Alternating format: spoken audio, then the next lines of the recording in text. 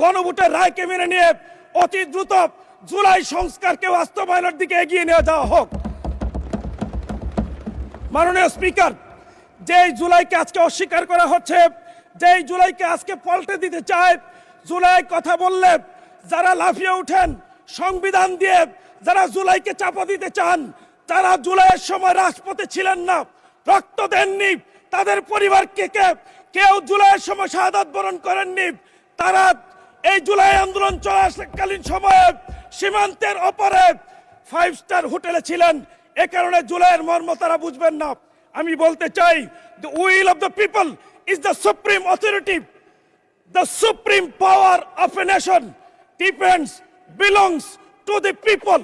সুতরাং আমার দেশের মানুষ কনফার্ম করেছে, আমার দেশের সিটিজেন্স এটা কনফার্ম করেছে, এই জুলাই আন্দোলনের চেতনা জুলাই সংস্কার বাস্তবায়নের মধ্য দিয়ে করতে হবে।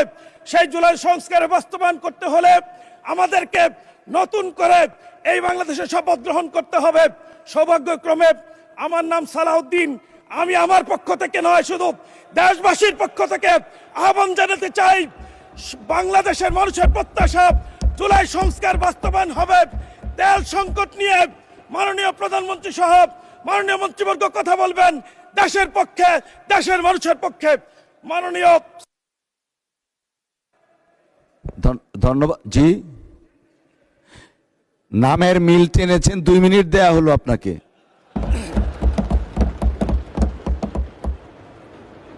মাননীয় স্পিকার, আপনাকে ধন্যবাদ। মাননীয় স্পিকার, আমি